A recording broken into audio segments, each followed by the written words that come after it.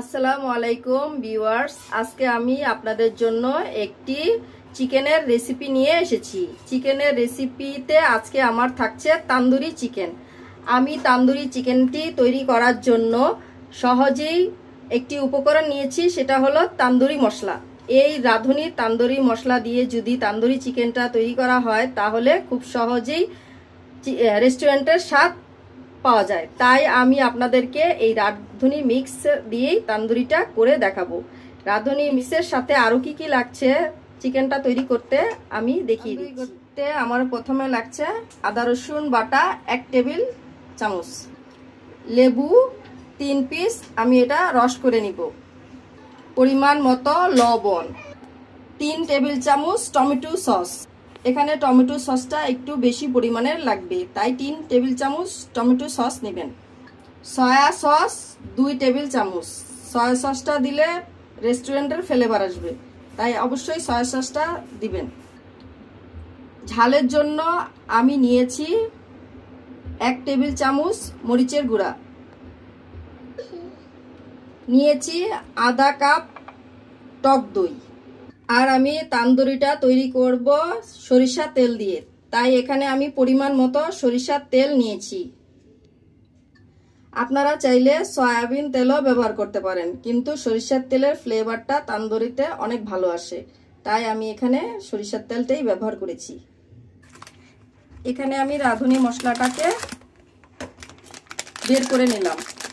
আমি রাঁধুনির মশলাটা পুরোটা নেব না, এখানে আমি অর্ধেকের বেশি পরিমাণে রাঁধুনি মশলাটা নিব, কারণ আমার 1.5 কেজি পরিমাণের মশলা এখানে আছে, কিন্তু আমি নিয়েছি 1 কেজি পরিমাণ মতো মুরগির মাংস, তাই আমি অর্ধেকটার একটু বেশি এখানে মশলা।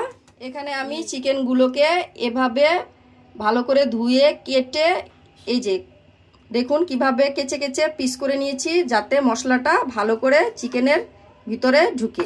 আপনারা অবশ্যই এভাবে সবগুলো চিকেন কেটে নেবেন। এখন আমি চিকেনটা প্রথম অবস্থায় ম্যারিনেট করে নিচ্ছি। আমি দিয়ে দিচ্ছি কিছু লবণ আর লেবুর রস,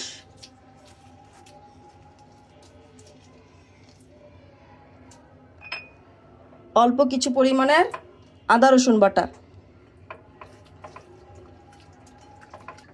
ভালো করে আমি এটা ম্যারিনেট করে রেখে দেব 1 ঘন্টার জন্য।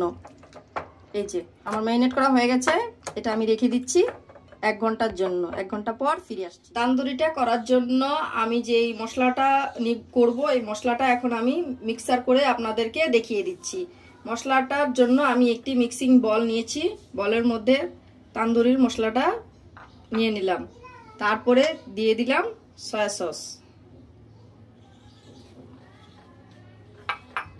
তারপরে দিয়ে দিচ্ছি টমেটো সস,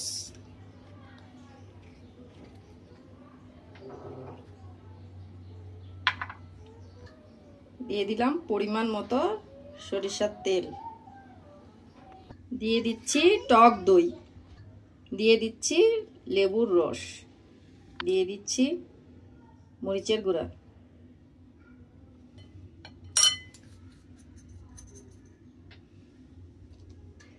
এখন সবগুলো উপকরণ আমি ভালো করে মিশিয়ে নিচ্ছি। মশলাটা আমি ভালো করে মিক্স করে নিলাম। মিক্স করে আপনারা লবণটা একটু টেস্ট করে নেবেন। আমি লবণটা চেক করে দেখেছি, এখন আমার মনে হচ্ছে কিছু পরিমাণ লবণ লাগবে, তাই এখানে আমি আবার একটু লবণ অ্যাড করছি। দিয়ে দিলাম কিছু পরিমাণের লবণ। ভালো করে মশলাটা আবারও লবণের সাথে মিশিয়ে দিচ্ছি। এখন আমি মশলার মধ্যে ম্যারিনেট করে রাখা, 1 ঘন্টা আগে ম্যারিনেট করে রাখা চিকেনটা দিয়ে দিচ্ছি।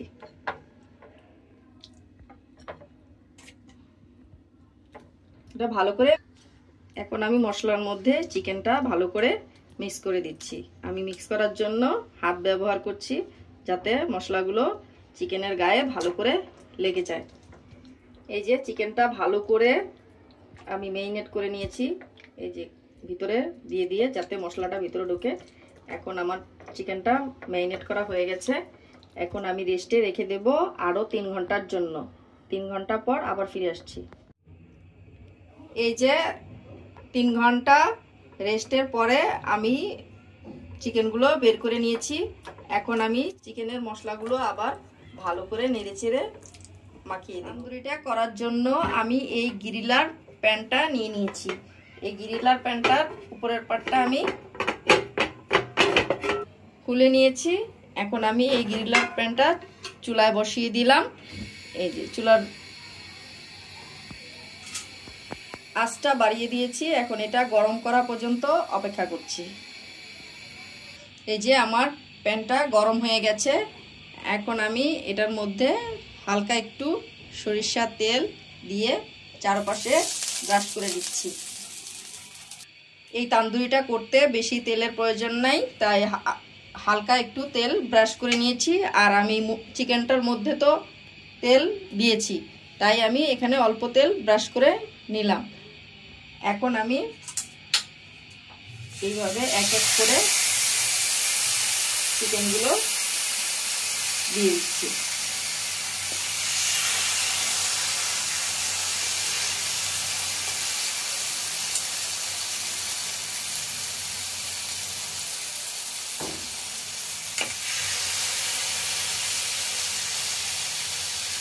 অল্প আছে চিকেনগুলোকে 1 পিঠ হওয়া পর্যন্ত চুলায় ভাজতে হবে।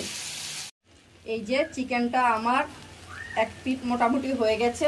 আমি এখন উল্টিয়ে দেখছি। এই যে দেখুন, এই যে কালার এসে গেছে। এই তান্দুরিটা আপনার নর্মাল প্যানেও আপনারা তৈরি করতে পারেন। যাদের গ্রিলার নেই তারা নর্মাল প্যানে তৈরি করবেন। এক পার্ট হয়ে যাওয়ার পরে আমি উল্টিয়ে দিচ্ছি। আর এখানে যে মশলাটা আছে এটা আবার ব্রাশ করে নিচ্ছি।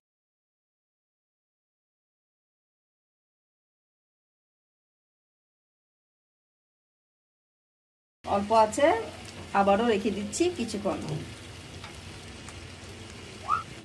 এই যে তান্দুরিটা আমার আরেক পিঠ হয়ে গেছে। এখন আবারও আমি এভাবে উল্টিয়ে দিচ্ছি। এই যে দেখুন কত সুন্দর কালার চলে এসছে। এই যে 1 পিঠ ভাজা হয়ে গেছে, এটার কালার আসে নেই। এই যে দেখুন, এই যে এটার কালার চলে আসছে। এভাবে আমি 2-3 বার উল্টিয়ে সুন্দর করে অল্প আছে ভেজে নেব। আবার আমি এই মশলাটা এর গায়ে ব্রাশ করে দিচ্ছি। এই যে